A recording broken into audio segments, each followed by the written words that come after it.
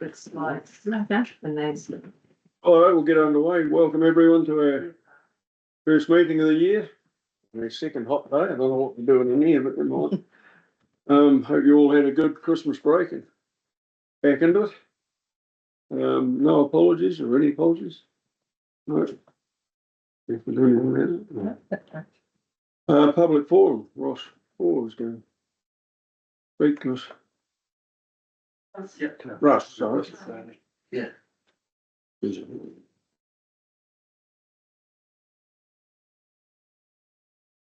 okay.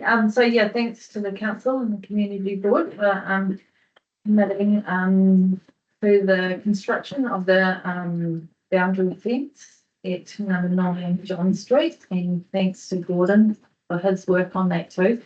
He emailed me the other day. This is great news. And it will show a great visual improvement for the environment by screening those vehicles off. We think it's a really positive step. So along with that park, the next step we would like to explore if the council or the community board would be open to us finding a private funded pump park for the local children. So we just really would like to see if that is a park that We got some ideas on pictures here. would To be that corner of the street. released so that we could raise some funds to get a recreational asset.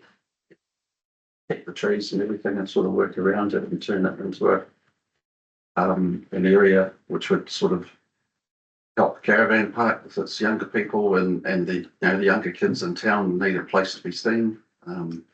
And there is someone in town as a business that is keen to get funding from their parent to apply for it, as long as it helps the community. Sorry, where was that going to be? Corner of John Street where the gun park. We call it the gun park. What we really just need to know is the land available. Could we find, if we could find a suitable person to fund it and build it, would that be an option? Because we really want to create a family friendly stop for, and it's a very visual park in that sense. That would be great for travellers coming through, our own local children and holiday makers. So as we say, we really want to see if that park is available for something like that, if we're able to get the funding to do that. My next little thing is also addressing the flagpole in Ranfurly in front of the railway station. I've brought this to attention before and I'm not too sure. I haven't heard back whether that's something that we could get done or not. I really want to have the sense of local pride, identity of our region, and maybe to be able to tell stories on flying our flag. So a little bit of feedback on the flagpole right outside the railway station would be awesome. And flagpole. So I have been working with, his name's Peter at NZTA for getting some of the lights up, and I've asked him maybe before Christmas sometime, a couple of months before, is that a pedestrian crossing in Ranfurly. So sort of come to, can't find the guy to talk to. Peter hasn't got a person that I can talk to directly. Really do think that this would be a massive sort of slowing people down, safety aspect. Anyone that sits in that little cafe, Maniototo cafe at 8:30 in the morning, we see our young kids crossing in the most horrendous area right on the corner. If we had a pedestrian crossing across from the railway station or wherever it suits, obviously they would have to build safety aspect on that. Then I would like to have some help with finding the right person to get this going. Yeah, what we do know is they've done an assessment on the town and someone else has actually asked as well within the community. So NZTA's been here and they've spent quite a bit of time mapping the roads. In general, when we were sorting out the lighting, the lights not working in town, it all comes to funding and they have plans there, but they just get stopped by money normally. What we really need is some help. If someone can tell us, because the guy from the lighting can't really direct us in the right direction. All he knows is that they've been to town and had an assessment for a pedestrian crossing. We just need to find out where it's at. Yeah. But a meeting next week with New Zealand Transport Association, take us out into the meeting. Yeah. I'll try to find the right person there. Yeah. Catch up. Yeah. So someone else has put a submission in as well. So they couldn't tell us who though. I believe that we would qualify with the amount of rail trail people that we have in our region at certain times, and that safety aspect of the getting from one strip to the other. So, really pushing for that if we can. So maybe you can talk about that. Yeah, the last thing is it's our car charger, the EV charger. It's been out of action for a couple of weeks, and there's only one there. And the strategic part of where Ranfurly is, it's quite an important charging spot. And it's like more of a case of, you know, do we need another one, or do we need more of them in the area in the future of EV cars? And like when you go onto the map of EV chargers, we get this little big red dot for Ranfurly not working. And of course, people plan their trips on their EV, so they're cutting us out straight away. So if we had multiple or at least two EV chargers, another one, you know, planned that would help us keep the traffic flowing through the main street because we're all about, you know, foot traffic. Whose is it? Charge net, they call up. Yeah. I've been on their website and done all the inquiries and you just get, yes, we know it's not working and we can't tell you when we're going to fix it.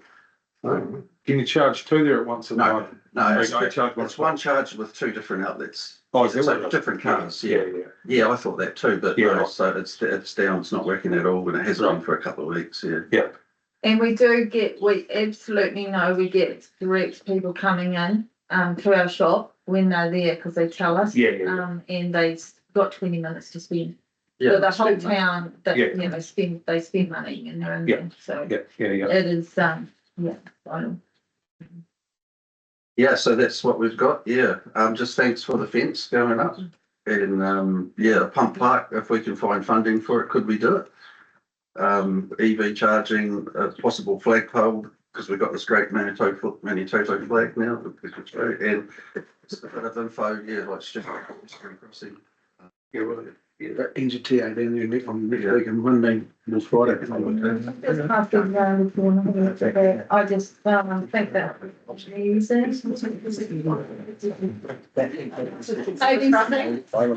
sunshines instead. Thanks for your time, guys. Questions? Questions? Are you gonna go asphalt or are you gonna go? No, I was just, well, it would be up for discussion. We just really think that, is it a possibility at this stage? That I know there is a, company that comes around and does the bike tracks and pump bike I tracks. believe one's been built in Alexandria, or something. They'll something, we have got that information and they just come in and assess it and say this will be the best. We can just, what we would take to the interested party is it possible to do, and then they go through their company to get funding and, Do they build it, design and build? well, they'll fund it, yeah, so we can manage it ourselves, yeah. So we need to look at the site appropriateness because on the corner, we just meets the law clearly. Yeah, We typically would have thought over here on John Street would be a better place, but we can look at the options. And we are going through the play strategy thing at the moment, so it might be good feedback to get through that process as well. See, so we know we've got. We need them right in the town. Close, we need them. John, real close. John, Just yet. they're going to see. Yeah, the location of that one is the key thing for the visual aspect of getting the foot traffic in town. And is it a memorial reserves or is it just the gun happens to be put there? He's not looking at me. I know Parks and Rec manager. Well, fine. I don't think it is. I came around the gun being put there because I helped it on something. Yeah, no, we got Just the game. It's a very famous gun. It's an 88. Yes. So the German 88 What's it, Jimmy? put a lot of Kiwis and allies in the desert. So it was a well-known anti-air gun that was used in the anti-tank role. Very effective. And Bit of history. I think the great thing with these parks is you work around things. Yeah. Trees on there. Yeah, we can look at that and Is that absolutely necessary to have it completely fenced though, in safety aspects? well, generally if kids are working around on bikes, we'd have to look at that and it's looking at risk goes within it. I'm not gonna say yes or no. We'll Right. look at it, work on it. You have next to main drag there, yeah, if they shot out onto the road at anyone. Yes, Yeah, I definitely need it. I mean, It's been love talked it, about before with Yeah, young Plains, the young railway station, Mhm. but that's not council land, is it? Yeah. That's. And one thing I've learned since I've been here is when the school holidays are on, the kids want to be seen. They want to be in an area that's visual, you know, not hidden away. Yeah. Because they'll drag their and make their jumps wherever it's Oh, yes, that was. in front of their shop or. Yeah. Down at the park, they make them themselves, but if we could make something that's very cool but sustainable, obviously, and no trees coming out, but very visual in our town, because this is what we need to do. We need to drag people and say, have you seen what those guys have got? And we had more camping people, our parks are full. They've been full all summer with young, and we need the young families here. So, our kids also need it, our local kids need it. They need to know that we're invested in them. Yeah. So I'm really passionate about that, trying to make it happen. Because they're not all, you know, going to need to boarding schools to get those experiences and they need to have a bit of something in their own town. Any more questions?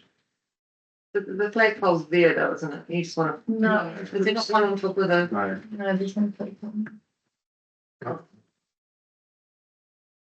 Just update these. oh, that one you got in your hand, I was gonna save that one for Pete Kelly. Yeah, yeah. Because before we move on with our Eden Ball project, I would like to get a contract in place before I start, because we're price setting and doing all sorts of stuff. But I just feel it's a bit weird that I don't have a contract in place with the council for what we're going to do and how we're going to move forward, but before I actually get too deep into it. Yeah, and I'm just going to pop across and see you after. But so that's with the Eden Hall Trust, because they're the controlling authority of the trust. So the context, because they're the ones who control the intellectual property for Eden Hall, not council per se. Yeah. Anyway, I've got to pop out Yeah, when we finish, and I'll come across and see you. Yeah, I just need any help we can get in clarifying everything, because it's a tricky thing when you do private with council. There's so many moving. Also, We own the collection, but we We don't control the collection. yeah. And we just want to get on with it. Was discussed at the steering group meeting, Yeah. so that they are all across it, because that kind of sits outside of council. Yeah. Which makes it even more complicated. So that would even be good for us to know that we can be part of the steering group. We haven't had that Anything. feedback. Yeah, Yeah. Yeah. right, perfect. Yeah. Or maybe I can come with. Anything Yeah, with the girls, one, because we yeah, that's what really, it's all about. we're ready to get started.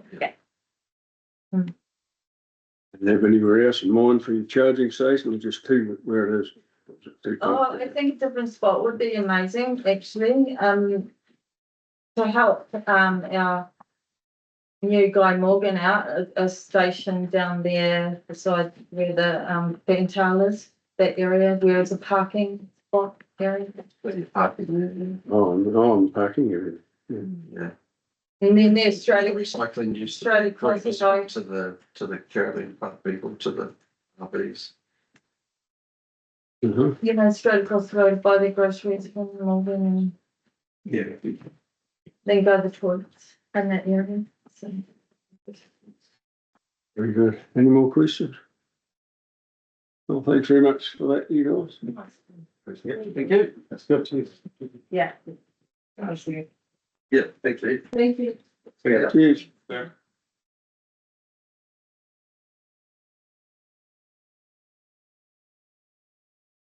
Right, condolences. We had 5, Eve Claridge, Winton Amy's, Nika Davis, Tracy Parker and Bill Maurice, just last members for the outstanding from that.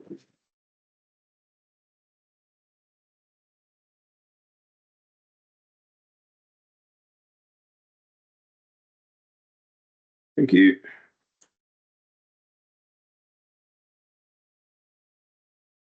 Information of the minutes from the last meeting, you can read them.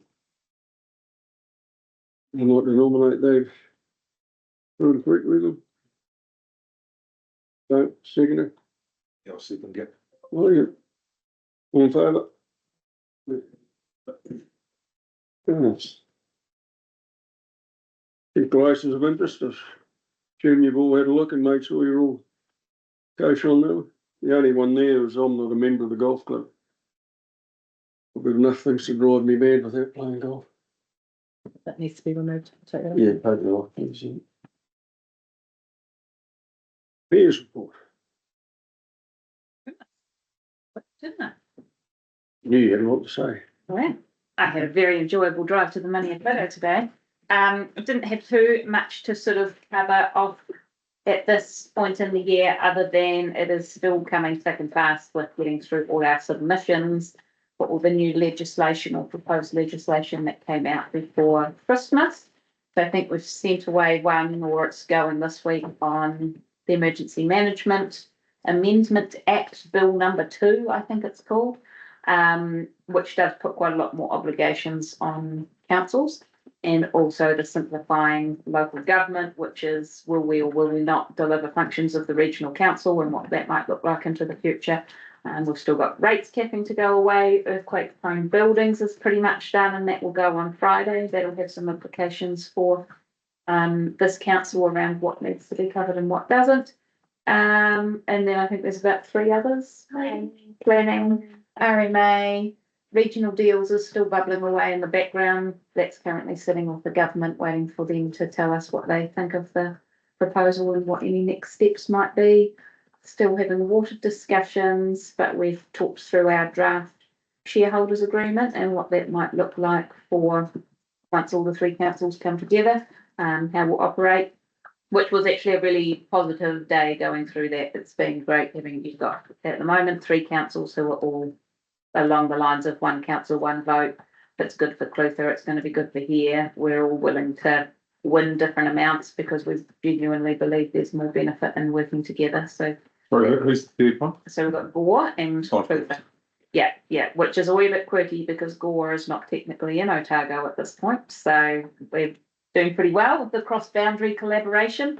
And I've had a few meetings with other mayors around Otago to talk about how we start talking about what simplifying local government looks like if that legislation is passed and we have to come together and come up with a bit of a plan. But certainly, I think for us, having the community boards in the mix puts us in a stronger position than some others at this point in time. But kind of everything is up for grabs, and the only certainty is uncertainty at this point. But it's the year of the horse, the year of the fire horse, more importantly, which sounds a whole lot better than the year of the snake. So I think 2026 is going to be pretty good, I reckon. That's my report. Thank you. Extremely positive. It's positive. A little bit days, you know.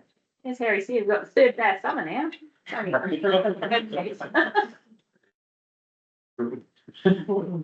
Which way is North Otago going to jump into the water? No idea. Waiting to see. They will be making their decision on the 24th of February. Yeah, they know that the door is still open to them to come this way, and we're still chatting with them, and we'll wait to see where they get to.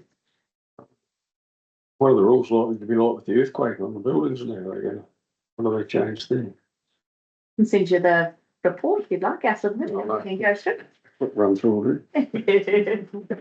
You're going to have many to do it? Or?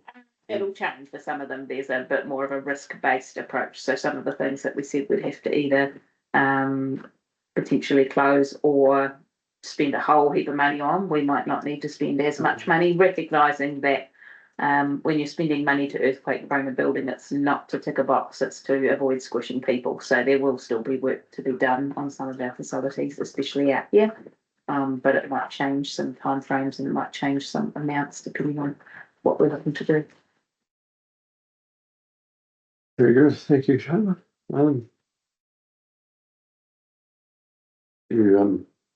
We have to, yeah, I'll move. Second. Any cheers report, that's me. Oh, a lot happened over the summer, apart from the odd person ringing up and giving me a tune up about things. See, the hospital addition is almost done. Shouldn't be far away from being finished, and they've had inquiries as to the rooms already. That's quite good. See, there's been a bit of sealing going on around the town. You're going to carry on down last year?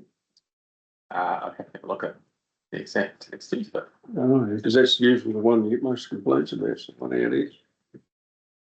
And a few water pipe repairs too, by the look of it. The patio, there's a group of patio looking at knocking the bowling club around a wee bit, making it a bit bigger, because they have beers there on a Friday night from about 5 to 9. They think they can extend the building without actually doing anything majorly structural to it. So you can still have a few meetings and that in there. And a few more people in there for beers, I suppose. Janice has been out and had a talk to them. I talked to one guy on New Year's Eve, which wasn't a great time to be talking about things like that. So that's in progress. You're going to think about it. They wanted a wee bit more room towards the hall. I'm not sure whether the building was going to go that way or they wanted car parking or what did they? To extend the wall out of the bowling park, so it'll just give them more capacity. Oh, yeah. For people being in there. And the roof structure is really good to do that. And so that's an alternative because they have accepted that the hall is beyond earthquake strength and repair. So they want to have an area for social functions for the community, and they're proposing to run it as an incorporated society to run the bowling club and the social facility for Pitiara. It's a really good model, and it's one that could be applied to Waipia and most places. Excellent. Yeah, so that's that. Had the usual complaint about roads and Broome. We got one about the state of the seal at the end of Goffs Road up there. About 2 days later, they got on and fixed it. So the guy will be most impressed how quick I can get things done. And the only one was a couple of niggles about building inspections on a new house down here. And they get held up at the hospital over shipping a door. And they had everyone ready to go. That's about me, really. I'll move that my report be received. Very good. Members' reports. Well, gonna leave in this later. Alright. I'll be pretty quick today, mostly upbeat actually, which is good. Just parks and fields looking great, obviously helps having water rain through the summer. They're looking good, irrigation's good, I know kids cricket's starting again, there's pre-season rugby going on, so it's great to see them in good nick. I reached out to Phil Smith after our last strategic meeting about getting in touch with Helios. And they're keen to meet via Zoom if that's some time that we can make work, just to meet the community board and we can introduce ourselves. So that's good. They said they are keen, very keen, but they just can't, they're not down for quite a while, so Zoom could be the best option. Trees at the rugby ground come up regularly, and obviously the AMP show coming up, that sort of gets mentioned again. When we'll get some new trees or a plan in place at least. That's pretty much me actually. But yeah, it's been a good summer in town, it's been busy and Nays been things like all around, it's been good. There's been a lot of people from the town, isn't Yeah, Just on the trees, as I said last meeting, it's sort of a winter job. I put planting this time. yeah, I'll give mention to me regularly. Yeah, so it is on the go. Yeah. You, as a mention. I'm just a convert. Hey, Logan, do you want us to do some comments or something? I think so, when you get the AMP show, it's, everyone all of a sudden starts thinking of the stadium again, don't they? Yeah. That's it. And they've seen trees been down for a year and a half and nothing. But it's seen no change from the plot effectively. That's all. All right. Maybe it wouldn't do any harm just to chuck it out, but. Some kind of billboard or something up. Or just Soon. a social media post or something that plans are in place, I don't know. Yeah, we can just. Awesome, thank you. it? Yeah. Yeah, again, not much because it's just summer and, yeah, it's been really busy down the main street. There's been lots of motorhomes and camper vans and families and motorbikes and pedal bikes. So there's a great buzz down the street and it's looking good. There's quite a few murals that keep popping up on the sides of the buildings and are pretty cool. I think there was one just finished just a couple of days ago, so that just keeps popping up on Facebook. For people to see as well, so that's pretty cool. I was asked by a regular dog walker down in the dog walk area at the stadium if there'd be any chance of looking at getting a wee rubbish bin or the likes put up there for disposal of what they have to pick up down there. And she just suggested that maybe by having something there, it might encourage other dog walkers to do the same, picking up. She suggested maybe there's the white gate that's not a gate in between the horse park and the dog walk area that could just have like a nice wee bin just put there. Will not pick up your own poop outfit. Because putting other bins across, Yeah. empty it and maintain it, so. Most of the dog, no, other things don't get in. Yeah. We rely on the people to do the good thing and do what they're supposed to do. Yeah, for sure. But there's no rubbish bin at all around the stadium for any rubbish to be put in, so maybe, yeah, something like that. Signage. Can we look at possibly maybe getting a sign put up on the corner of John Street and Northland Street that has the swimming pool in the playground? Why not? Because there used to be a sign there, but there is no longer a sign that has swimming pool or a playground. For people to know, obviously it's down this direction, which, yeah, I don't know how that goes. Is that, yeah, really? And also just further up the road towards the school sign is completely covered by a tree. It does come over obviously onto the, I don't know who owns that house. I think it might be Elliot's. But I don't know if it's their problem or issue as a council to trim the branch down so you can see the school sign is driving that around really, especially on that corner because it's a pretty big corner. And just I had some of the Plunkett mums come to me and just really thank and appreciate for the financial help that they had. They had over 40 kids swimming in the Plunkett swim week, and I think she said it cost them $20. It's per family, like per kid. So they were stoked to get the funding from the community here, and they'll definitely be back next year to try and keep the cost down and hopefully get some more families involved in that. So they're just really appreciative of that. That's it for me. I was talking to, what was her name? I don't think she said it went very well. Yeah, and the instructor was incredible. Yeah. That's good. Excellent. Right. Well, I've got very little. I haven't sort of been anywhere or done anything. So the show coming up next week, and that's might be interesting for people that's outfits are putting in place. Things are looking up a bit farming wise. Prices are good. I did have written down here, it's a bit untidy down there next to the road, but it's been covered. And that's about me. Yes, Doug. Sure. Well, I've got a bit, been to a couple of meetings, obviously we you'll be aware we had discussions with Santana. And I haven't had so much pressure, but I'm sure that the senior staff and Peter and I know the social media and media are getting in. It's pretty tough when you get those big decisions behind that come out at you, and people feeling pretty passionate for or against. So it's been a bit tough on some of the staff and elected members, but being a wee bit further away and makes it a wee bit easier. So that's been good. Yesterday we had an interesting workshop, good workshop. One that was about risk, which we had. It was quite a good. And I guess under that would come whether you have to put a fence around the bike park thing here or what.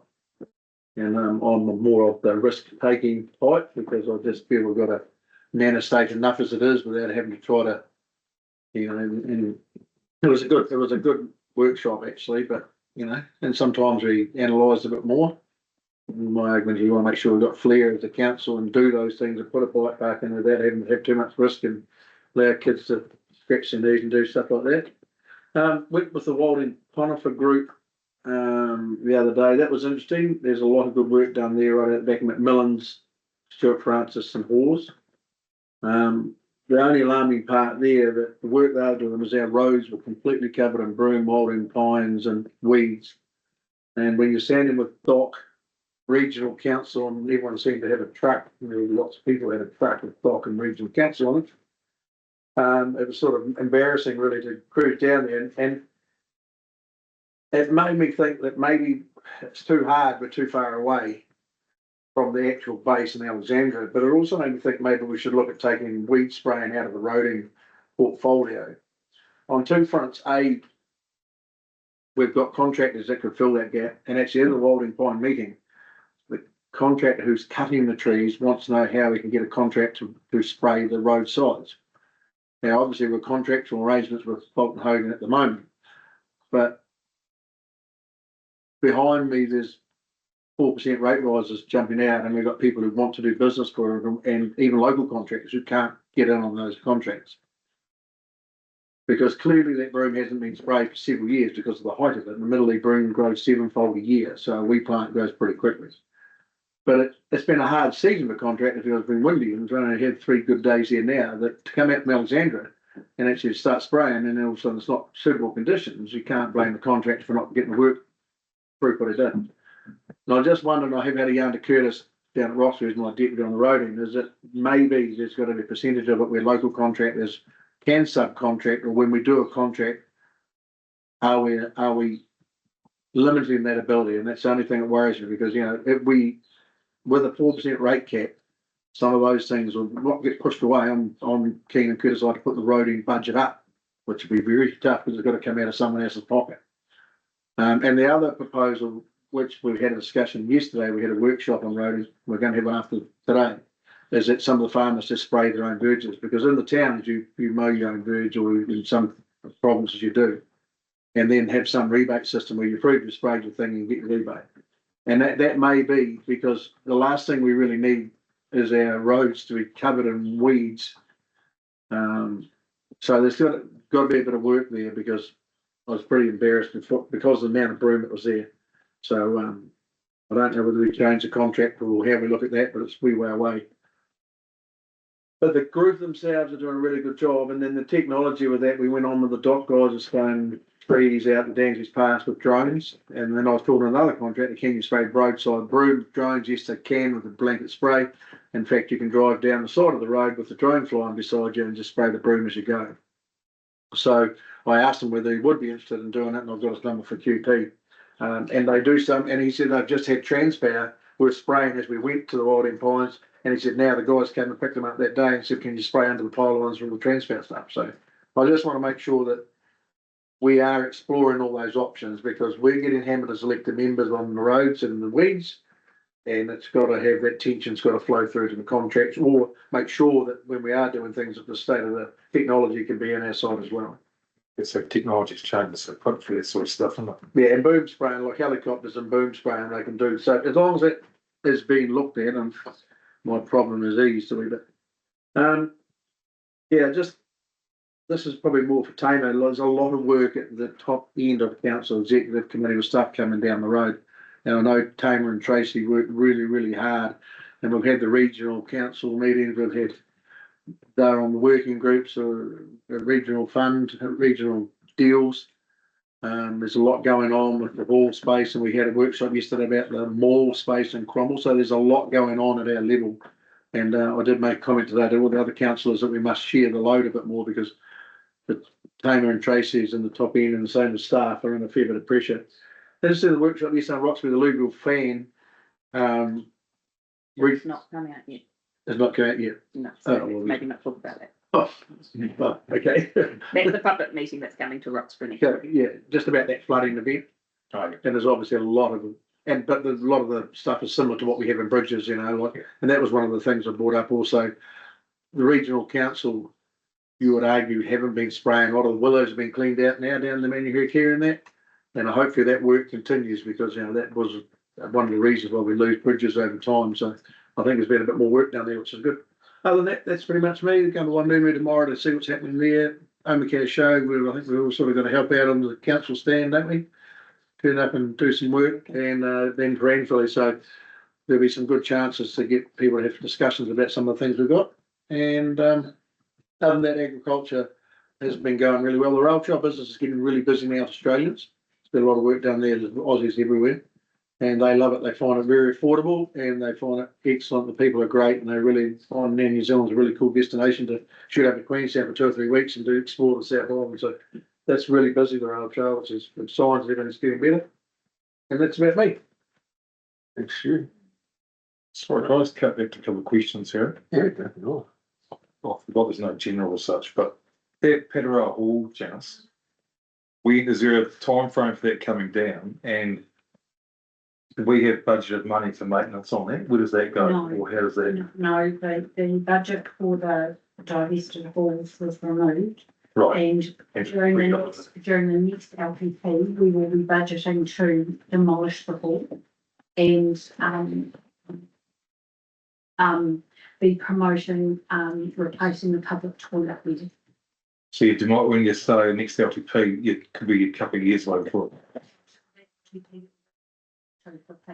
Yeah, right. Because there was no demolition cost for No, the current LTP. Yeah. Yeah. Yeah. So at the moment, I'm just going out and getting an asbestos plan for demolition. Yeah. Specifically, right? There's nothing worse than a building that's 5 years and goes purely. It's Yeah. okay. Right. And it has got asbestos. We haven't had the survey done, but I could just about think the bottom quality will be. Right. Yeah. Yeah, it's gold. That's me. I'll move those reports to be received. Looking for that. Yep. Okay. Governance reports. And we're gonna have Rebecca. And Rebecca, yeah. And community plan. Hi, everybody. Sorry, I can't be there in person today. Sarah, can you hear me okay? Can hear you loud and clear, it's just getting on the screen. Oh, yep. So 2 things today, actually grants as well. So we've got the community grants are currently open, and they're going to close on the 1st of March, which is a Sunday, but otherwise it would have been the Friday, and we give people the weekend to get it in last minute. But there's still, we didn't get any from the Maniototo community for the last community grants round, and so there's $6,700 sitting there. I have tried to chase up the Naseby Information Centre, and I'll keep doing that. But just to know that those applications are open at the moment and close on the 1st of March. So if you've got any people who've got little projects that are keen for some funding, then let them know about that. The second thing is about the community plan. So last time there was it was a Maniototo community plan was done in 2007, and the people that you had speaking at the public forum, as well as the business network in general, are very keen on having a renewed Ramfurly community plan. So I'm booked in to come and talk to the business group the Wednesday after next. So it's the week following the AMP show. So it's the 25th that evening. And I'm just going to be coming and talking about what a community plan is, what the process is, and that will be starting later, the first half of this year.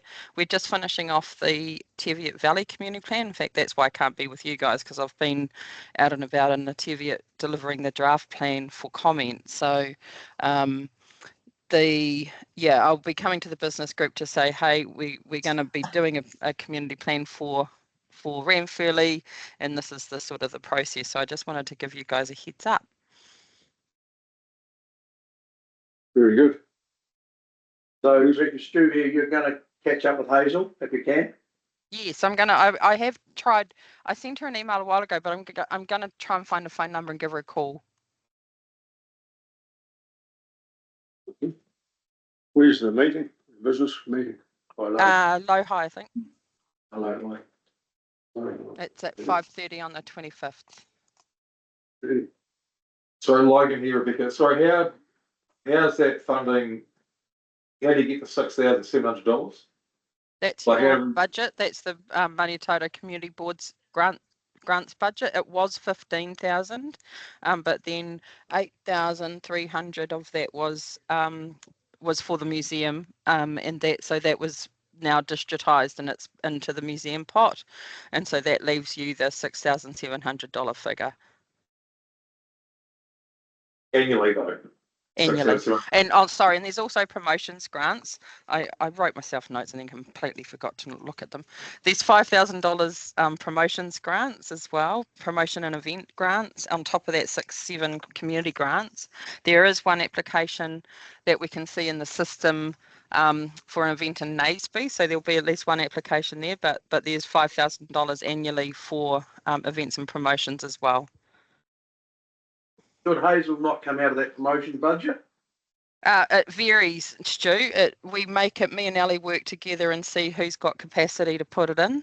So it can be, it's a nice project that can fit both. Not many can, but that one certainly can. Yeah, cool. So Logan, for the purpose of this, that if we have projects that we have coming up regularly, we can rate for those grants and spend those grants. Yeah. But we can't accumulate grants because the bean counters won't let us do that. Right. For like the hospital, we had a 10-year, if you had that over 10 years at $2 million, you'd say we're going to rate for $200,000 a year. So we really need people to apply for grants. Yeah. And then we can rate dollar per rate path for the grant process.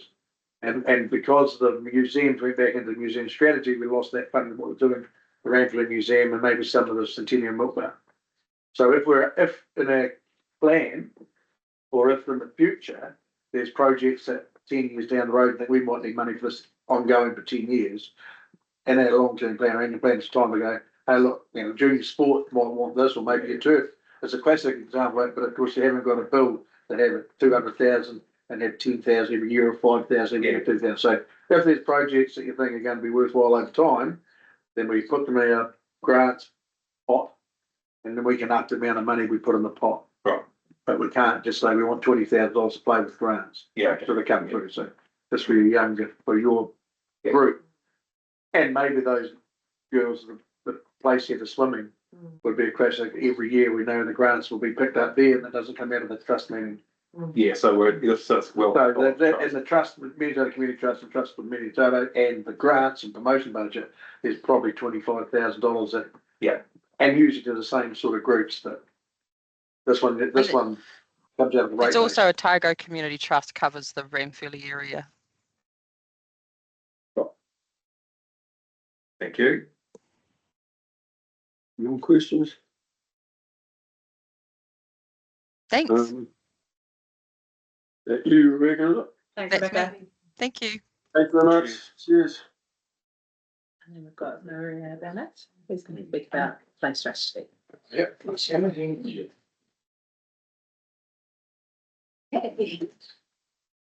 going to mix things up a little bit. So I'm going to hand out some paper, and if you don't mind, I'm going to pass it around.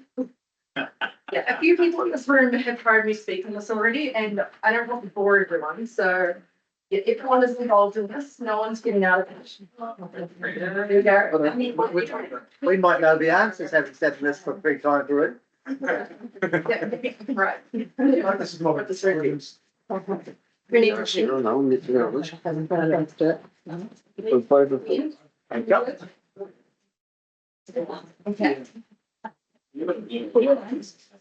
Yep, we can mark in the blue, please. Yeah. You are. All right. Okay, so 30 seconds. I want you to, in silence, write down one memory of play that made you feel capable. So go back to your childhood. What made you feel capable when it came to play? So not entertained, not supervised, capable. Jesus. I own definition of K.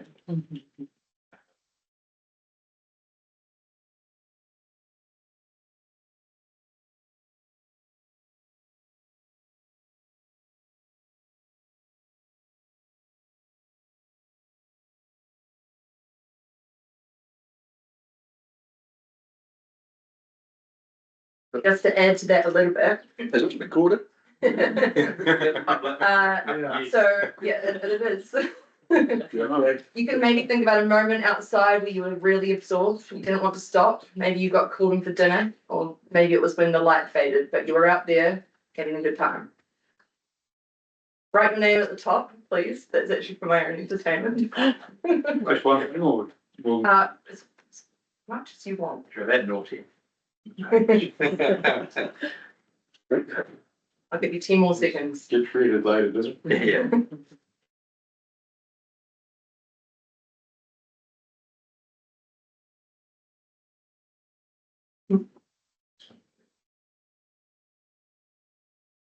Whose name do we put at the top? Your name ideally. Okay, and when you're ready, maybe just start passing them back around here and we'll get started. I just want you to hold that in your mind, please. Don't worry, I'm not going to read them out. It'd be fun. Well, is it a good idea though? So I can rush for Just don't tell the law. it.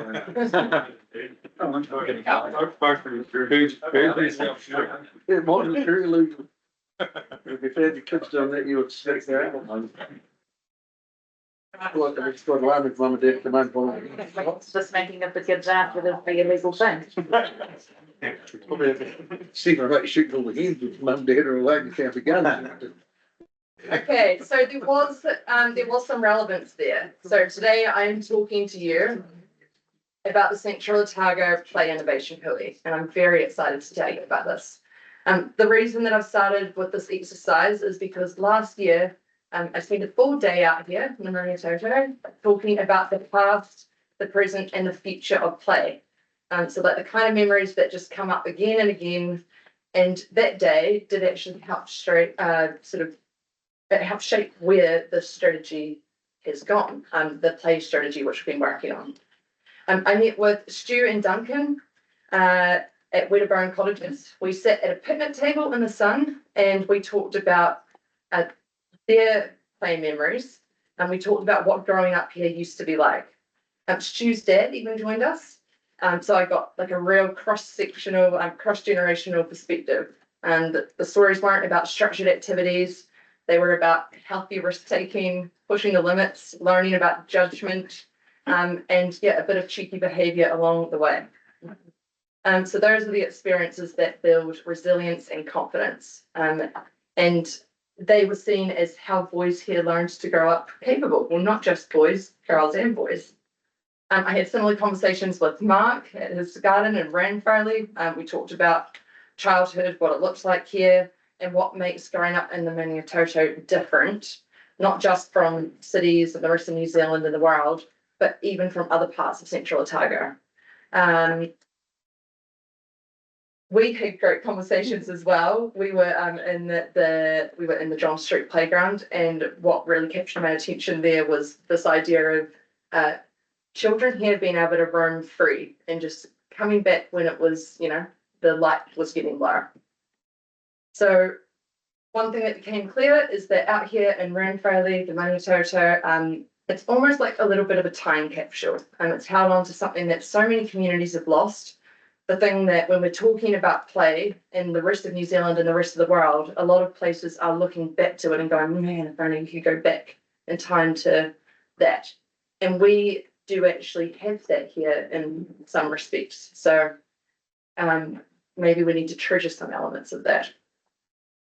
So the play strategy is not just about wrapping kids in cotton wool or importing urban thinking. It's about protecting what already works here while planning carefully for the future. The play strategy. So the play strategy is traditionally councils have provided play through assets like playgrounds, skate parks, bike parks. What we've recognised is that we've never had a clear district-wide strategy for how we plan and prioritise those spaces over time. So this is what we're doing now.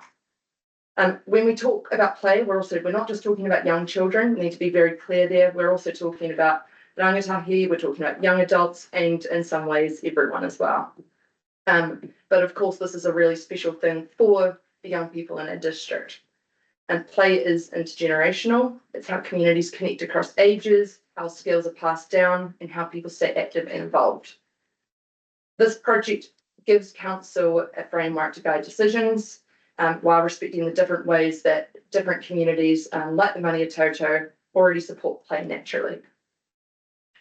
So, why does play matter?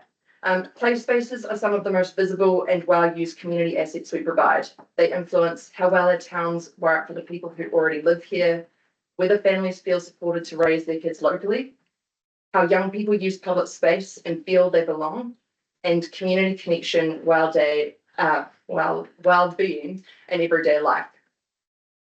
In places like the Maniototo, perhaps it's not necessarily about changing things quickly. It's about looking after the community that are already here and making sure that young people can grow up well without having to leave to find opportunities, but also evolving. So when I think about how play matters, I think about freedom, I think about how we protect it, how we support it, and how do we make sure it continues.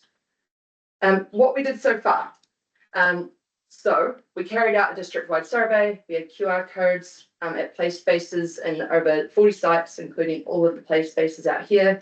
And we had targeted youth engagement in schools. We had some special trips out here too, which brought out some very interesting feedback. So I guess the key thing here is what we might think our young people want. It's not always what they want. So it's always useful to ask. We heard a lot about needing spaces to hang out, not necessarily always about the equipment, but spaces that felt just like theirs. Where are we now? So we've reached a key milestone. The draft play strategy has been developed and it goes to council next month to seek approval to go out for consultation. How do you consult on something? Actual thing that kids will do. I mean, it's like how do you consult on something that's sort of a feeling for you? Great question, and maybe I haven't been clear enough. So I guess play happens everywhere, not just in play spaces, but our role as a council, we look at like where we've been, like where are the opportunities for us to provide play.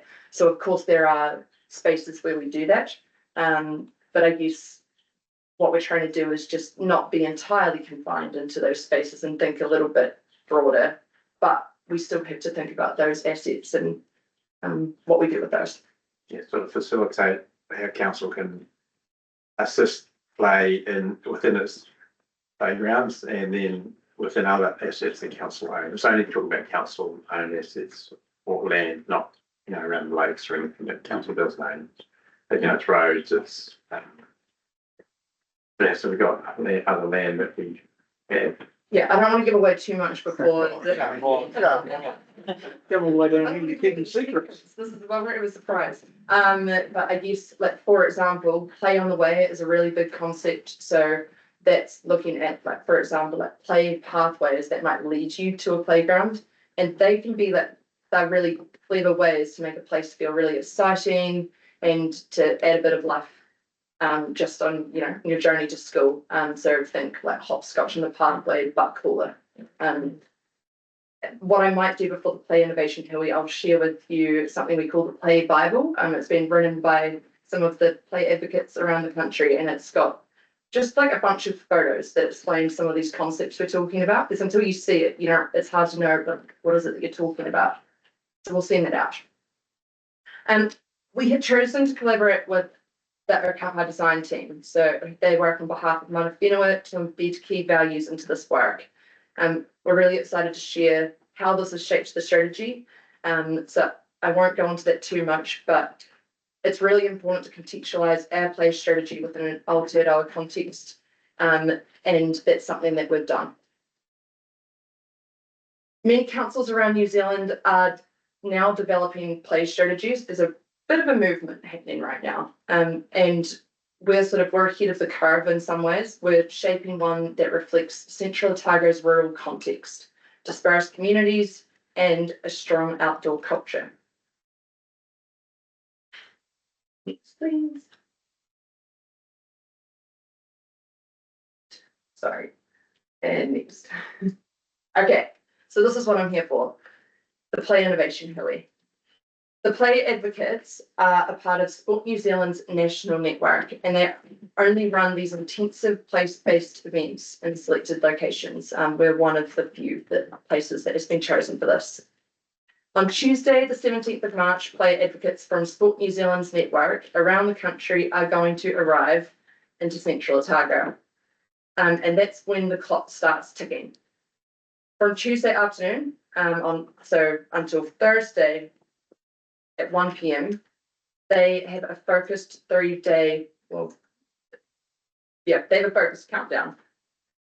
They're already doing desktop work now, so they're going to arrive primed. So the idea is they come in and they are just focused in on Central Otago and trying to think about what are some slight changes we could make to get huge outcomes.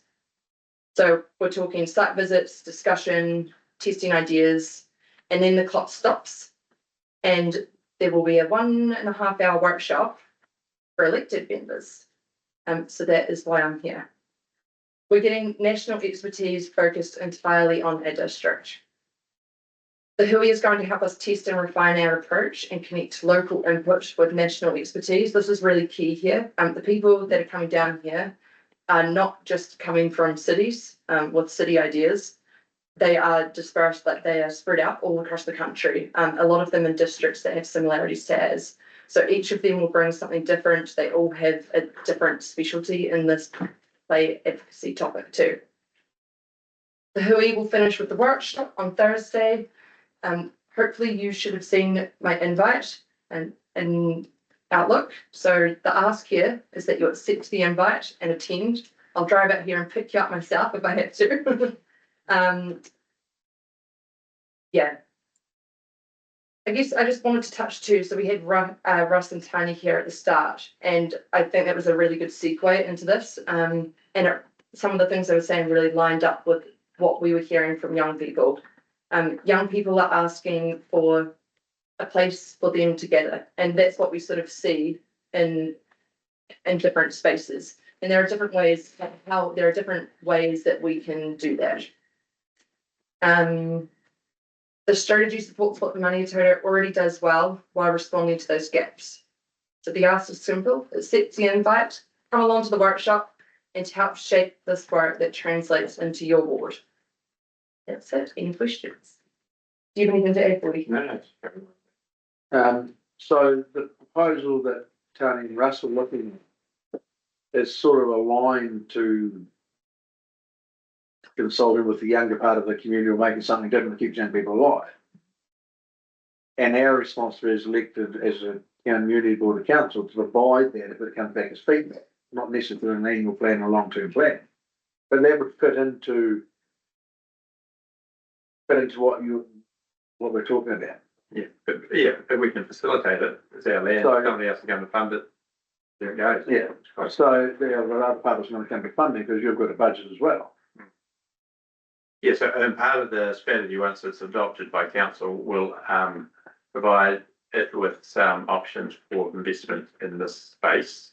I'm not saying it's all going to be playground equipment, but in the widest play space and how we want to invest in that going forward over the next 10 years. So do you have a percentage of your budget that may look into that play part? Like otherwise you could just use budget up cutting lawns and. Oh, yeah, no, we've got this capital project, capital budget, so yeah, we do have. And it's capital district budget wide funded, laid out. it will be district wide funded. Will be, yes. That's why we need a district, that's why it's going to be a district wide strategy and it'll. So for all intents and purposes, if that proposal that they brought today started getting legs and wings, it could be a budget for it to be out of our own Parks and Rec budget of the district fund. Could as well, it'll be a partnership with the community use, that's, 50/50 or whatever, which we did in Alexandra, the, park group, forgotten the name.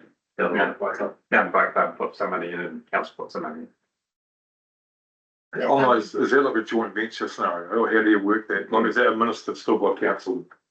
Like, The council did the contract works because it's easy for us to do than a Yeah. volunteer club and they need sort of build them for what they will give. so that asset as such will get gifted to the council, was it? Yes, and we'll Yeah. appreciate it and maintain it. Yeah. When we first reached out to Sport New Zealand, it was because we had a good feel about how to handle play in some parts of our district.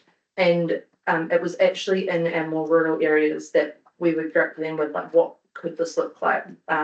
What are the options?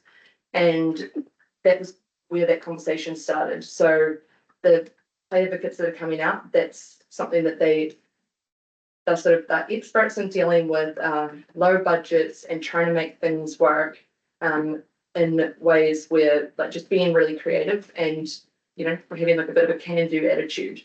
And so it'll be really interesting to see what they come up with. We don't know what they'll come up with, and that's the beauty of it. They give us a bunch of suggestions, we take them or leave them. But it's perfect timing. It will be when the play strategy is out for consultation. We'll be in the second week, so we'll have a few more weeks left, and then it's good timing if we need to make changes to the play strategies based on that.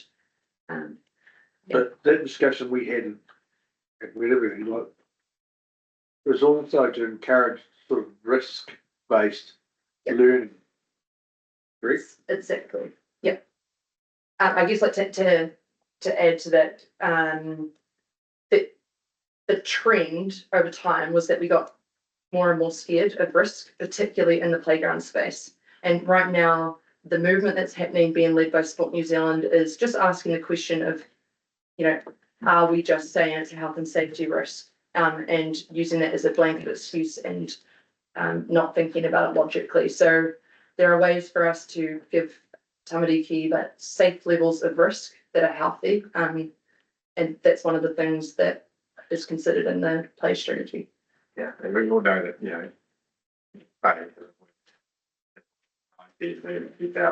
Coming out of that to provide with more risk and, even let kids climb trees and playgrounds. People obviously sort of know, the nine foot, I know it's a bit of pain, haven't they? Yeah, that's right. So they do learn, but we need to make that learn in a safe, not the responsible way. Yeah.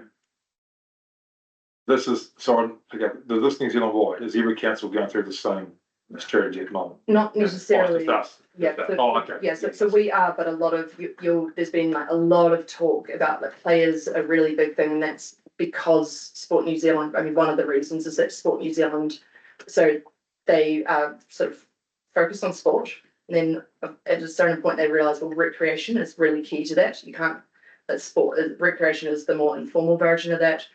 And then at a certain point along the line, they realise we're still missing something. Play is the precursor to both of those. If our children are not playing, and the statistics are showing us that they're not, and the statistics are showing us that there are really terrible consequences of that, then we need to do something about it. Yeah, because players got hand-eye coordination, risk, as we talked about, and a whole lot of there's other developmental things for kids. And for Cargill City Council, they've just done a big piece of work on this. Their play strategy is out, and one of the outcomes of their play strategy is, swings and trees. Yeah. It's simple. It's a controversial topic, of course, because there's risk with swings and trees. We've got to think about protecting the tree as well, but we can still do those. Yeah. Let's not talk about trees. Yeah. So what's going to happen is I guess. Sorry, I never Back to where we were. I love this stuff because we, at risk yesterday, that was exactly my point we were doing. But then are we going to be confident enough if we go down that play strategy that we will put swings in trees and we will do stuff and have Well, a, that's what, Well, That's what we have. yeah, and we can, we're guiding the play advocates to about like what areas they might want to focus on. And there's a lot of them who are very knowledgeable in this area of health and safety, but thinking about play and healthy risk. So they can speak to the frameworks that they use to do this in a way that's manageable and keeps risk levels low. it's a really cool example. I went to a play thing at an LGNZ conference in Christchurch. And there was this really neat example where a contractor was upgrading a culvert under a road in this quite rough rundown area. And when the contractor was down there was quite a lot of mud and stuff that they were clearing out. They were putting in a bigger pipe. And he found footprints, like barefoot kids' footprints in the mud, and realised that kids had been playing down there. And so he was like, oh, instead of just carrying on with the work, and they were putting in a new culvert, and then they were going to put a big fence around so that people couldn't accidentally fall in and all of that. And what happened was he went back and he spoke to the council, and they spoke to their Rex team and the play specialists that they had. And in the end, they put in a bigger culvert, and then they put some little steps down so that the kids could get down and play in the culvert, which normally you wouldn't encourage. But how many people's poor memories involve playing in water or something like that? I mean, so that's the sort of thing where council can work with communities and come up with more innovative play stuff that's not going to the slide and sliding on the slide and doing nothing else. Yeah. That's using your imagination. well, we've moved to that as kids in Naseby. You go that big culvert under the bridge at Naseby, right by the cafe there, we used to go and catch minnows in there all the time. But we collect it now, probably we were nature lovers, obviously, and then we shoot out the monkey puzzle tree and get all the birds nests out of it. And, you know, that's what you did. Against the gold, now you get told off. Those joint ventures you're talking about, they, or not, they got how they are structured. Would you ever put money into private land, like say, non-council owned land? Would you put money into that? Or the policy just to be council land, but yeah. I think it's this is for courses, and you know, councils, this board's already put some money to that. If it happens, I'll be to hit the school, so that's private land, well, not private, it's not council owned land. Yeah. Again, a proposal and it was worth it for the community. I think we should put it in next. You can use the staff and the policy to put it on private land and use target community trust money to fund it. No, you just mentioned Naseby. I remember that park up in Naseby as a kid. It was magnificent out in the trees. It was superb out there. The conference calls. Yeah. It was magnificent. Eh? Up towards It was the so good. Yeah. Oh, that's down sort of, the Unformed Eagle Road, isn't it? I was just on the way to the cemetery there. Yeah. Right. It was very cool. But it'll be on forest land. Yeah. No, it's the question. I guess that, like, if you have any questions like that, send them through to me and we can send those to the play advocates and let them ponder on that. And that can be a part of their thinking. Those are all good questions, so let them do the hard thinking, I reckon. You could put the play for the older people. Starbucks. That type, older people play ties into it as well. And there's that couple in Alex that you see walking around there, they're both in their 80s. They're quite well known in Alex, and where the gutter is on the side of the road where it drops down, you see them and they go out for their walk each day. They practice balancing, walking along the gutter where the curb and channel is to practice their, you know. Well, no, they don't break their legs. The reason they don't break their legs is because they practice, you know, balance so that they're not having a fall when they stand up. I guess to add to that, when you think about if you really go back and think about your childhood, it's memories. Everyone has a memory of wishing that an adult in their life would play with them a little bit more. So that's tying into that intergenerational play as well. So that's important, but also adults play too. With the jungle. Yeah, that was about the only intergenerational bit I got to. I told you not to do that. That's steampunk park off Rosemary. You been to that? No, I haven't. Yeah, that's really cool. That's The waterfront there, I'm like, you go to an age, you might be good at water parks, don't you? And when you look at that blind box there as a parent and you just like, Oh, I'm yeah. just not gonna look and just play and I won't look. Yeah. It engages all the parents at the same time. The parents are with the kids. It's actually quite cool. Especially in the well thing. Yeah, in the round. Around there with the young kids. Yeah.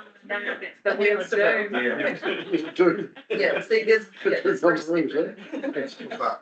No wheel of doom and the mighty Maniototo. Thank you. Very good. Thanks very much for that. Thank you. I'll leave it to Stu to make sure you'll turn up. I've got like sort of already. We got any more government? And then, no, there's just the status updates, but there's only one. Hyper. Oh, that's as well. We don't, as we'll go to the track. Yeah.